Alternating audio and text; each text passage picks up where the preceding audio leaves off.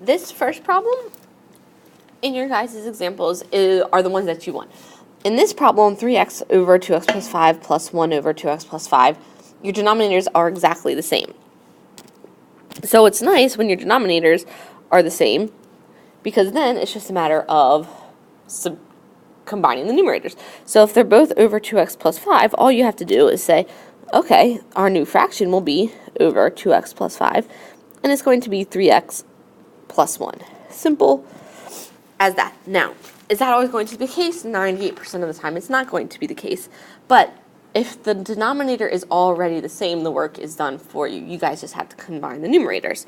So let's look at another example where you have to find the lowest common denominator or the lowest common multiple.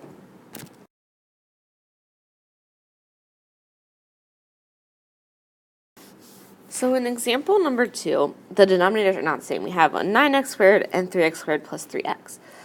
Now, remember, when you guys are doing this, the first step is just factoring the denominator as much as you can so that you can see what that denominator is made up of. If you can see what your denominator in each one is made up of, then you can find the common denominator for the both of them.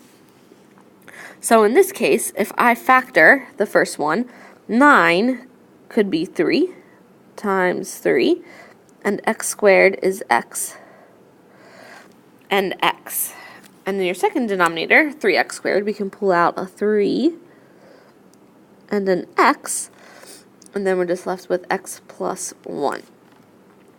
So the lowest common denominator, or new common denominator, needs to include the most x's I see are 2, so x squared, or x times x. I need an x plus 1. And when you're looking at this, you could see that it needs to include 2 3's or know that the lowest common multiple of 9 and 3 is 9. So whether you guys write it as 2 3's or 9, it's still going to be the same thing. So your new common denominator that these are going to be over are going to be, or is going to be, 3 times 3, so 9 x squared and x plus 1. That's the common denominator between those two denominators that you currently have. So what we need to find out now is what part of that common denominator is it missing. Now, so if we look at this first fraction, 7 over 9x squared, it has 3 times 3, which is 9, and it has the x times x. So we're looking at this. Based off its denominator and the new denominator that we need, or the common denominator, it's missing x plus 1. So that's what we have to multiply by. The x plus 1 and 9x squared will come to the bottom. And then you just have to multiply 7 times x plus 1, which gives you 7x plus 7. Then we bring down our plus sign. Now we look at our second fraction. The reason it's good to factor your denominator at the beginning is because then the work is done for you, as far as being able to see what's in there. So we have a 3, 1x, and x plus 1. So it's missing another 3 and another x. So that is what your second fraction is missing. The bottom will just become that common denominator, and you need to multiply the x times 3x, which is 3x squared. So now that we're down here, we're looking at our new fraction, which is 7x plus 7 plus 3x squared. Nothing can be combined, so your final answer here is just going to be 3x squared plus 7x plus 7 over 9x squared x plus 1.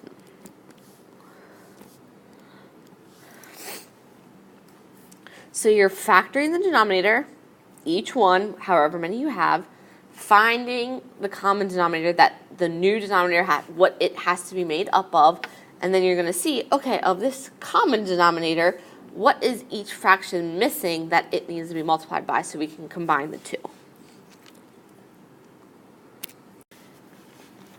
Number 4 is going to be the same idea. We're going to factor both the denominators. Now we're going to be careful because the sign now is subtraction. But same idea, you want to factor the denominators and find that new common denominator.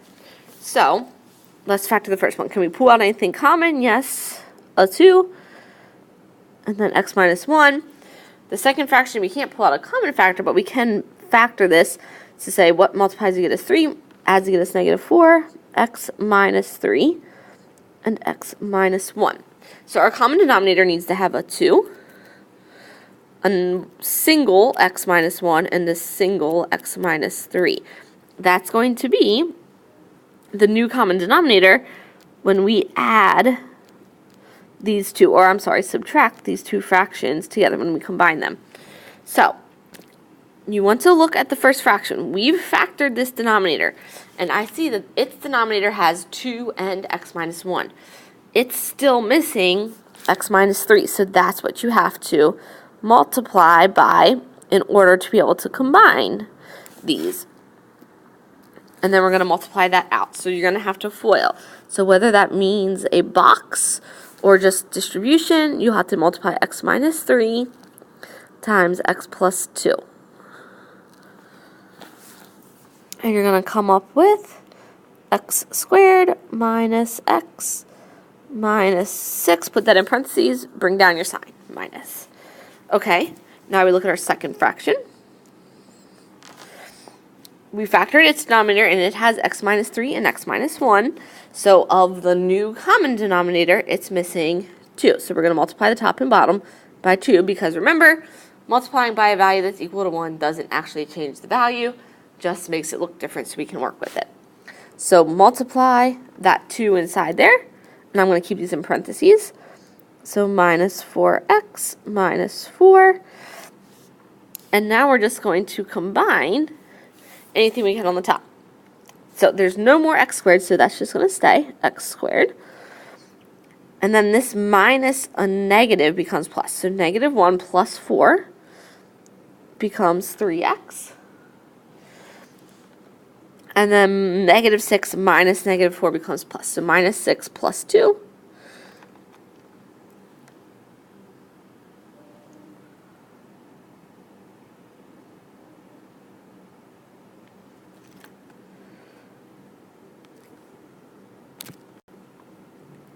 And I goofed up. This should not be 4. This should be 2. So negative 6 minus negative 2 becomes plus 2. So negative 6 plus 2 is 4. Over that common denominator of 2 times x minus 1, x minus 3. So the only thing you guys have to do is make sure that you can't factor that numerator any further and then cancel things out. So is there anything that multiplies to get you negative 4 but adds to get you 1? You can factor this as x plus 4 and x minus 1. So then what happens is your x minus 1s cancel,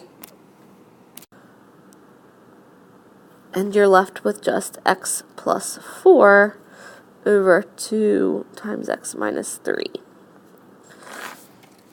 So after we've subtracted these two fractions, that's going to be our final answer.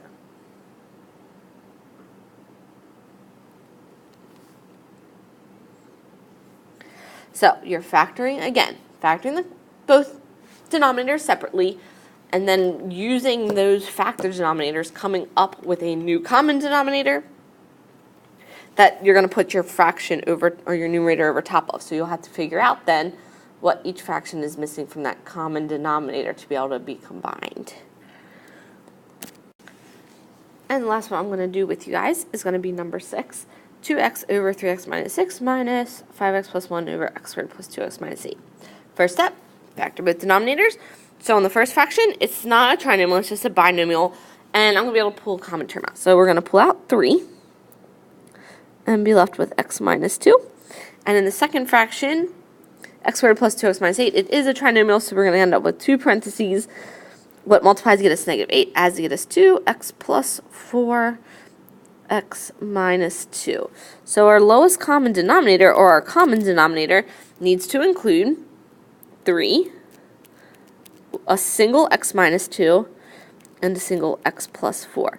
Now, if you don't use the lowest or the least common denominator, guys, you will still be able to combine them, but what's going to happen is because you multiplied by a greater value than you needed to, you're going to have a lot of simplifying to do at the end. And when you multiply everything together, most likely you're not going to be able to factor it and simplify it correctly or the way you want to. So it's just easiest to make sure you're including the least common denominator. So here we don't need to include 2 x minus 2's. 1 is sufficient to make sure both denominators are covered.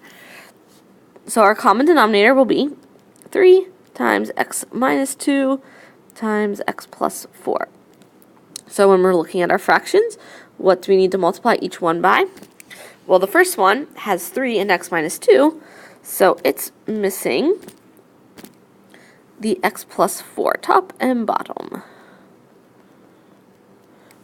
Multiply your 2x in there, so we'll get 2x squared plus 8x. Bring down your minus sign. And then the second fraction, it has x plus 4 and x minus 2, so it just needs to be multiplied by 3 over 3. Multiply it, and we get 15x, remember to put it in parentheses, plus 3. So when we combine any terms we can, 2x squared stays. 8 minus 15x gives you negative 7x, and minus a positive 3 gives you negative 3, or minus 3. Still over that common denominator. So you can try and factor 2x squared minus 7x minus 3 to see if x minus 2 or x plus 4 are a factor, but in this case, it won't be able to be factored, so that is your final answer. So those are your two fractions combined together into one with a common denominator.